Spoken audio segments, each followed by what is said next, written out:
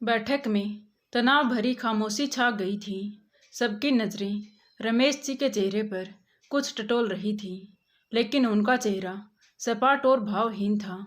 तभी उनका भांजा प्रशांत अपने मामा रमेश जी के सामने हाथ जोड़ते हुए बोला, देखो मामा जी, आप नहीं चलेंगे तो मेरी दीदी का कन्यादान कौन करेगा।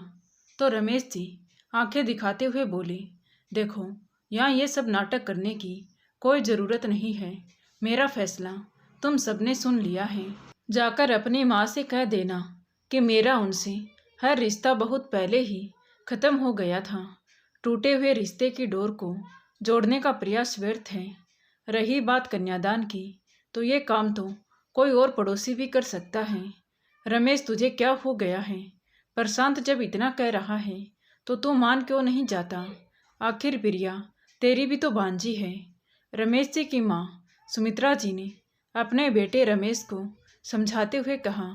तो रमेश जी झुंझलाते हुए बोले, माँ तुम चुप रहो, तुम्हें जाना हो तो जाओ। मैंने तुम्हें तो कभी वहाँ जाने से नहीं रोका ना, लेकिन मुझे मत कहो मैं वहाँ नहीं जाऊँगा। मेरी कोई बहन नहीं है और ना ही कोई भांजी है। अब चुप्पी कर। सुमित्रा जी ने झिड़कते हुए कहा कि खून के रिश्ते इस तरह तोड़ने से टूट नहीं जाते। तुझे भांजी का कन्यादान करने जाना ही होगा। मैं नहीं जाऊंगा माँ। मुझे तो यही समझ नहीं आता कि सब कुछ जानने के बाद भी तुम ऐसा क्यों कह रही हो। बेटा, मैं तो सिर्फ इतना जानती हूँ कि सावित्री मेरी बेटी है और तेरी बहन, और तुझे उसने अपनी बेटी का कन्यादान करने के लिए बुलाया है। सुमित्रा जी के स्वर में आवेश और चिंता थी। तू कैसा भाई है? क्या तेरे सीने में दिल नहीं है? एक जरा सी बात को बरसों से सीने से लगाए बैठा है। जरा सी बात। रमेश जी चिढ़कर बोले, जाने दो माँ, क्यों मेरा मुंह खुलवाना चाहती हूँ? तुम्हें जो करना है करो, पर मुझे मजबूर मत करो। कहकर रमेश जी गुस्से से बाहर चले गए। तो सावित्री जी एक ठंडी सांस भरकर मौन हो गई। तभी प्रशांत का चेहरा ऐसे हो गया जैसे वो अभी रो देगा। सुमित्रा जी उसे दिलासा देने लगी तो वो सचमुच ही सुमित्रा जी के कंधे पर सर रखकर फूट पड़ा। नानी जी, ऐसा क्यों हो रहा है? क्या मामा जी हमें कभी माफ़ नहीं करेंगे? अब मैं वापस जाकर माँ को क्या मुंह दिखाऊंगा? उन्होंने तो पहले ही शंका व्यक्त की थी, पर मैंने कहा था कि मैं मामा जी को लेकर ही घर लौटूंगा। धैर्य रख बेटा, मैं तेरे मन की व्यथा समझती हूँ। क्या कहूँ इस रमेश को, इसकी अक्ल पर तो पत्थर पड़ गए हैं। अपनी ही बहन को अपना दुश्मन समझ बैठा है। खैर, तू चिंता मत कर। अपनी माँ से कहना वो निश्चिंत होकर शादी की तैयारी करे, सब ठीक हो जाएगा। सावित्री जी ने अपने नाती प्रशांत के सिर पर हाथ फेरते हुए कहा। कितनी उम्मीदें लेकर प्रशांत यहाँ आया था और किस तरह निराश होकर वापस लौट गया। सुमित्रा जी ने उसे एक आस तो बंधा दी थी, पर क्या अपने बेटे रमेश के इनकार को हाँ में बदल पाएगी? सोचते हुए सुमित्रा जी वहीं अपने सर को पकड़कर बैठ गई। तभी उनकी पोती पुनीता वहां आई और बोली, दादी, आपने सही कहा कि खून के रिश्ते तोड़ने से टूट नहीं जाते, पर क्या पिताजी इस बात को नहीं समझते? वो खूब समझते हैं बेटी। तो क्या ये उनके भीतर का अहंकार है, या अब तक वो वर्षों पूर्व हादसे से उभर नहीं सके हैं? शायद दोनों ही बातें हैं बेटा। तुम्हारे पिताजी के साथ जो कुछ भी हुआ उसे भूल पाना इतना सहज भी तो नहीं था। हाँ, वो हृदय की विशालता का परिचय देकर सब कुछ बिसरा तो सकता था, किंतु ये ना हो सका। दादी, मुझे तो कुछ याद नहीं, ऐसा क्या हुआ था जो पिताजी बुआ से इतनी नफरत करने लगे? तो नहीं जानती बेटी, तो उस वक्त बहुत छोटी थी। तुम्हारे फूफा जी बेकसूर थे, लेकिन तुम्हारे पिता हमेशा कहते रहे कि सारा दोष उन्हीं का था। उन्होंने ही भ्रम में गबन किया था। दोष चाहे किसी का भी रहा हो, सजा दोनों ने ही पाई है। इधर रमेश ने बहन और जीजा जी का साथ खोया, तो उधर तेरी बुआ ने अपने भाई का साथ छोड़ा और अपने पति को हमेशा के लिए खो दिया। बेचारी निर्दोष मेरी बेटी सावित्री दोनों ही तरफ से छलनी हो गई।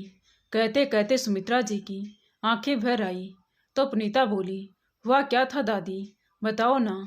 तो सुमित्रा जी ने आंसू पोंछते हुए कहा कि हुआ ये था बेटी, तुम्हारे ताऊजी और पिताजी ने मिलकर एक फर्म खोली थी, लेकिन आर्थिक स्थिति के कारण अनेक कठिनाइयों का सामना करना पड़ रहा था। तो उस समय तुम्हारे फूफा जी ने अपना कुछ पैसा फर्म में लगाने की इच्छा व्यक्त की। तो तेरे ताऊजी और पिताजी को और क्या चाहिए था, उन्होंने तेरे फूफा जी को भी साझे में मिला लिया और इस तरह साझे में शुरू हुआ व्यवसाय कुछ ही समय में चमक उठा। काम अधिक फैल जाने से तीनों की साझेदारी की व्यवस्था काफ़ी बढ़ गई थी। ऑफिस का अधिकतर काम तुम्हारे फूफा जी ही संभालते थे और तुम्हारे पिताजी व ताऊजी बाहर का काम संभालते थे। कुल मिलाकर सब कुछ बहुत ठीक ठाक चल रहा था, मगर अचानक ही कुछ ऐसा हुआ जिसकी किसी ने कल्पना भी नहीं की थी। सब गड़बड़ा गया। अचानक ही फर्म में लाखों की हेरा फेरी का मामला सामने आया, जिसने न केवल तीनों की साझेदारी के होश उड़ा दिए, बल्कि फर्म की बुनियाद तक हिल गई। तात्कालिक छानबीन से एक बात स्पष्ट हो गई कि गबन किसी साझेदार ने ही किया है, और वो जो भी है बड़ी सफाई से सबकी आंखों में धूल झोंकता रहा है।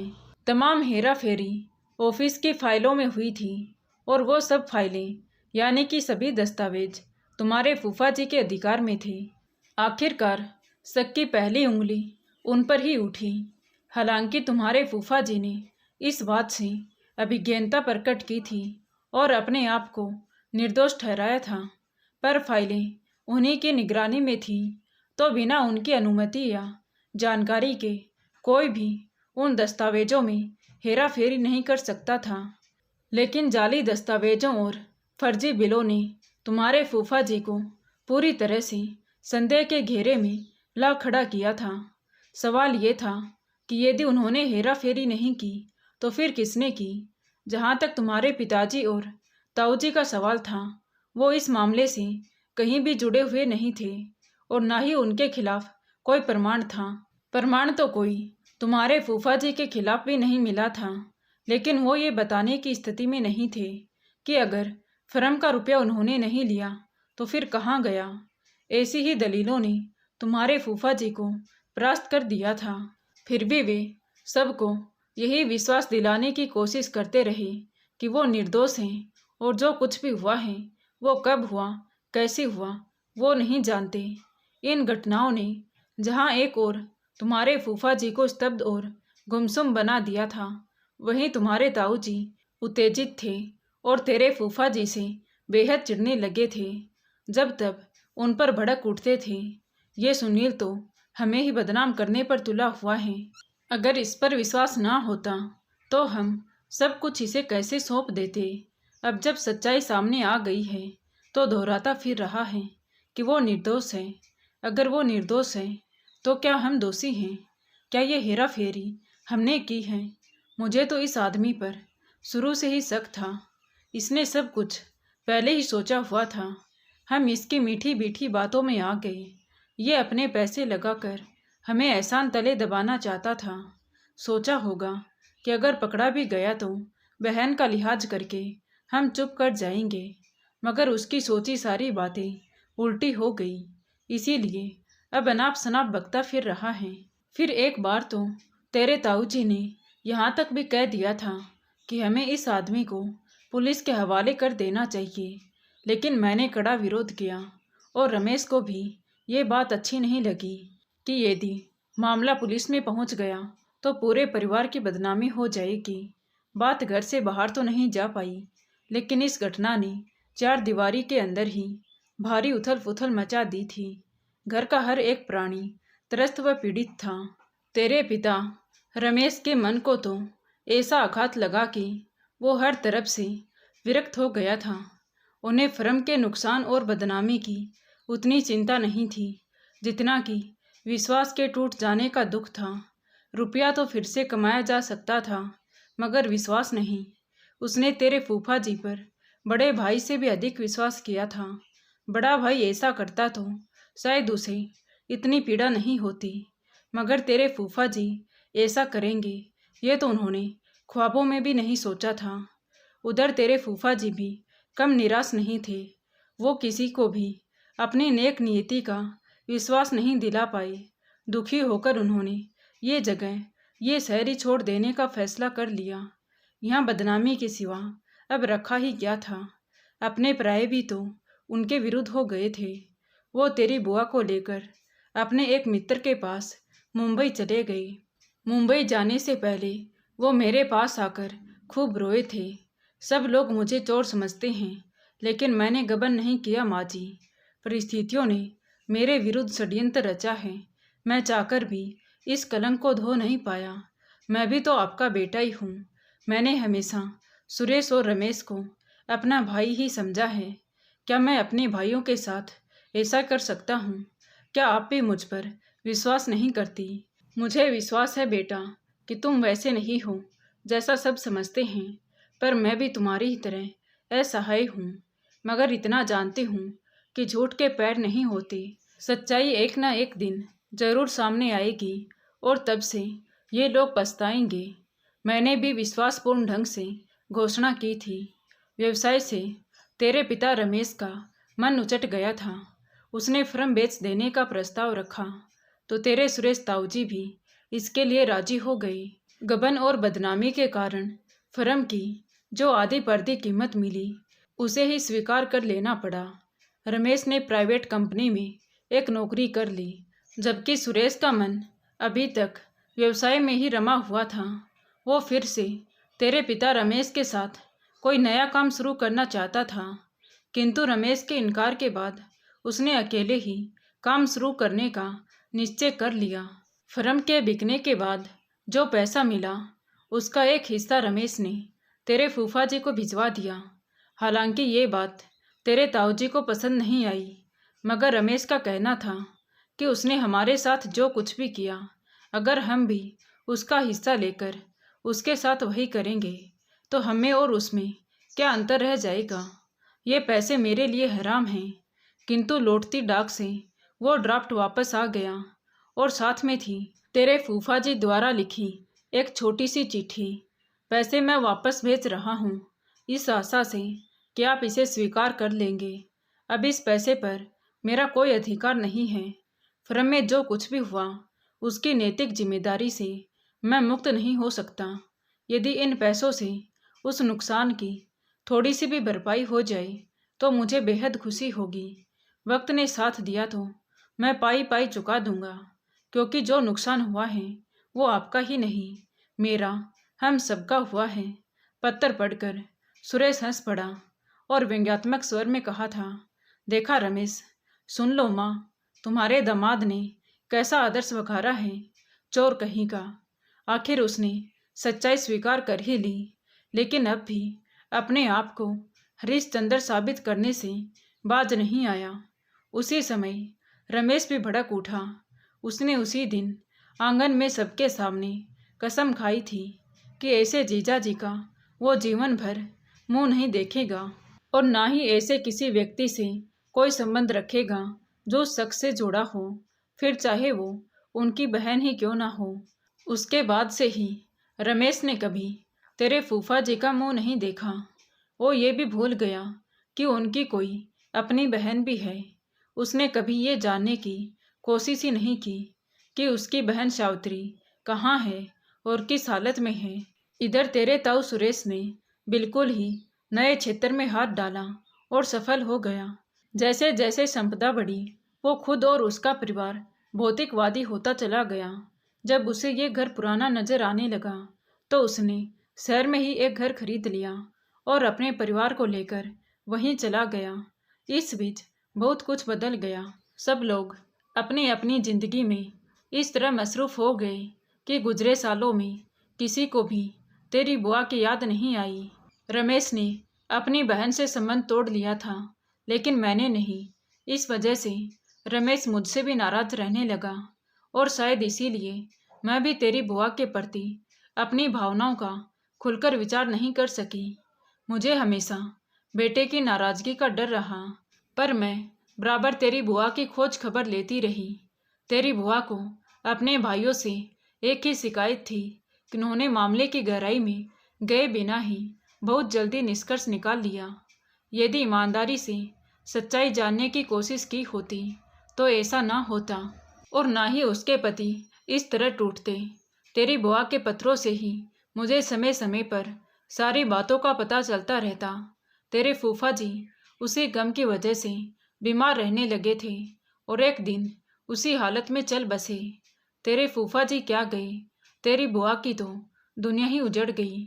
मैं उस वक्त अपने को रोक ना पाई और उन दुखद क्षणों में अपनी बेटी के आंसू पोंछने उसके पास जा पहुंची।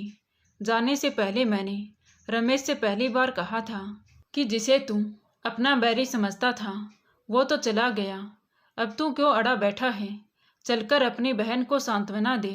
मगर रमेश तो जैसे एकदम कठोर और हृदयहीन हो गया था। उस पर मेरी बातों का कोई प्रभाव नहीं पड़ा।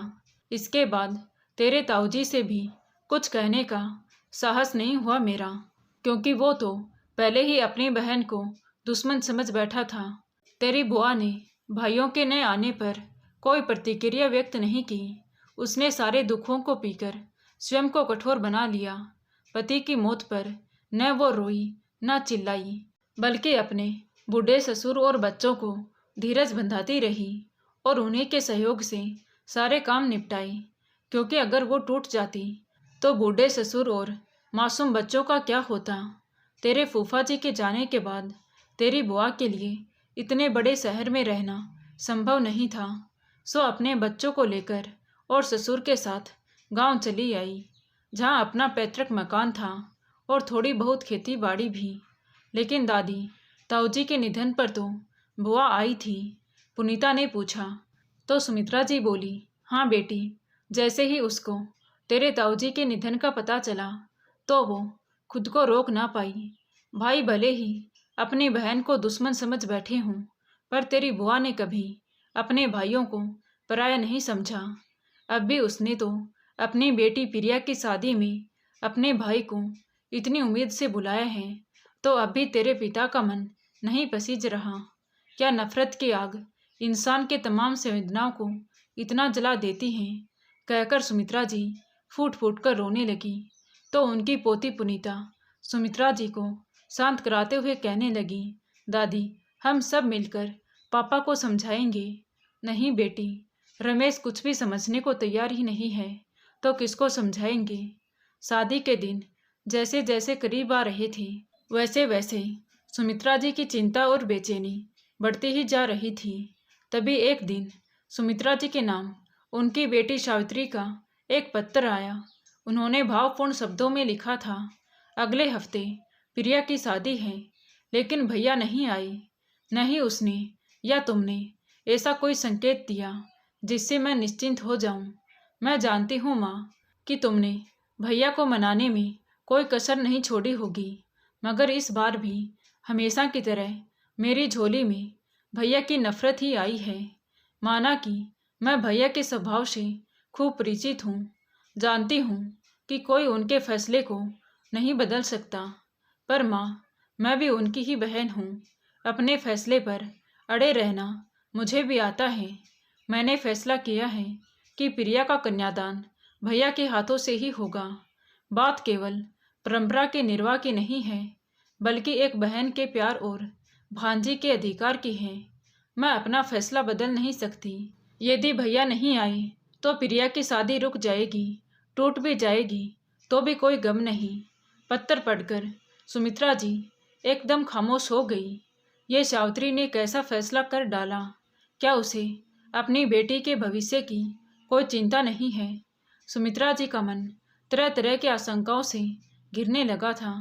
आखिर अब क्या होगा, सोचकर सुमित्रा जी द्रवित हो उठी कि मेरी बेटी सावित्री आज तक चुपचाप भाइयों की नफरत सहती रही, उनके खिलाफ मुंह से एक शब्द भी नहीं निकाला। आज पहली बार उसने भाई से कुछ मांगा है। न जाने कितने वर्षों बाद उसके जीवन में वो क्षण आया है जब वो सबकी तरह मुस्कुराना चाहती है, मगर तेरा बाप उसके होठों की ये मुस्कान भी छीन लेना चाहता है। पर अब ऐसा नहीं होगा। पास में बैठी अपनी पोती पुनीता को भी सुमित्रा जी ने लपेटे में ले लिया। शाम को जब रमेश घर आया तो सुमित्रा जी ने अपनी बेटी का पत्र लाकर उनके सामने रख दिया। रमेश ने एक नज़र डालकर मुंह फेर लिया तो सुमित्रा जी ने डांटकर कहा, पूरा पत्र पढ़ रमेश। तो रमेश ने आंखें निकालते हुए पत्र उठाया और पढ़ने लगा। थोड़ी देर बाद बोला, मैं क्या करूं माँ, मैं तुमसे पहले भी कह चुका हूं कि मैं वहां नहीं जाऊंगा, चाहे प्रिया की शादी हो या ना हो। वाह बेटे, लेकिन मैं ऐसा नहीं होने दूंगी। मैं आज तक तेरी हर बात को चुपचाप सहती रही। तुम दोनों भाइयों के कारण मेरी बेटी सावित्री का तो जीवन बर्बाद हो ही गया, पर मैं प्रिया का जीवन नष्ट नहीं होने दूंगी। सावित्री जी का स्वर भर्रा गया। तेरी जिद ने आज मुझे वो सब कहने पर मजबूर कर दिया है जिसे मैं कहना नहीं चाहती थी। मैंने कभी सोचा भी नहीं था कि जिस बेटे के जीते जी उसके अपराध पर पर्दा डालती रही, आज उसके जाने के बाद मुझे ये सब कहना पड़ेगा। पर अब मैं और चुप नहीं रह सकती। सुन रहा है रमेश, फ्रम में गबन तेरे जीजाजी ने नहीं बल्कि तेरे सगे भाई सुरेश ने किया था। ये सुनते ही रमेश फटी आंखों से सुमित्रा जी की तरफ देखने लगा। नहीं नहीं माँ, ये नहीं हो सकता। सुमित्रा जी गंभीर स्वर में बोली, लेकिन सच यही है बेटा।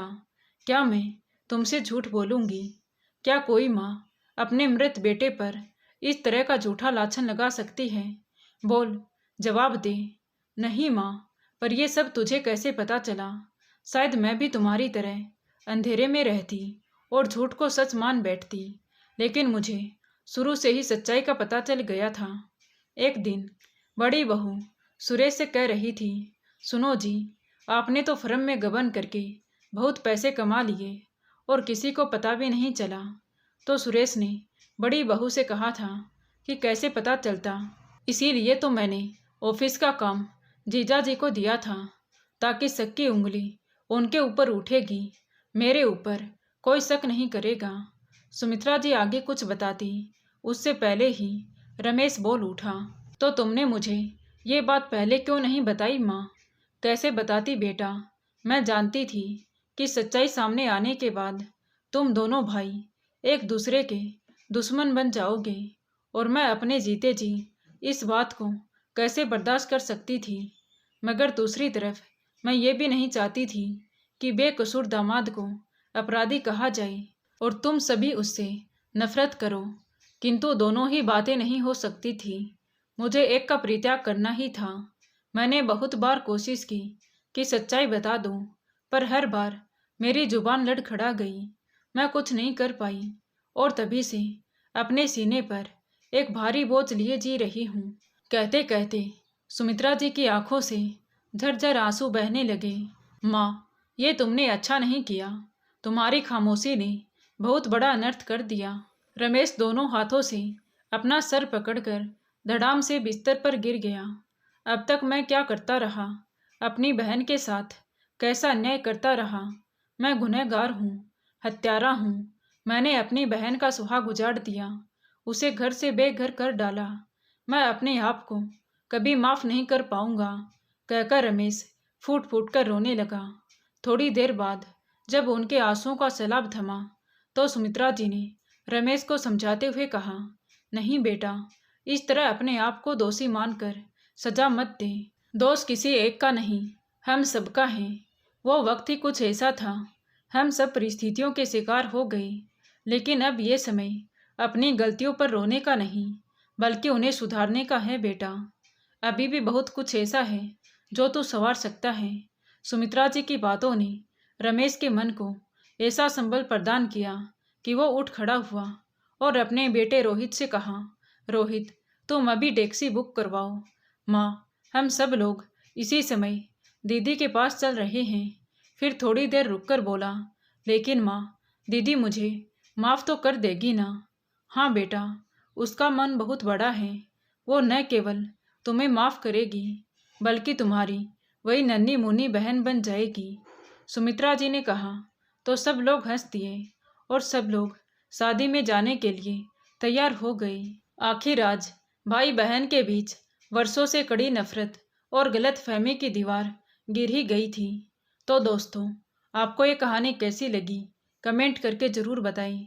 कहानी अच्छी लगी हो तो प्लीज़ वीडियो को लाइक करें, शेयर करें और हमारे चैनल कहानी विद देवांशी को सब्सक्राइब ज़रूर करें। Thank you.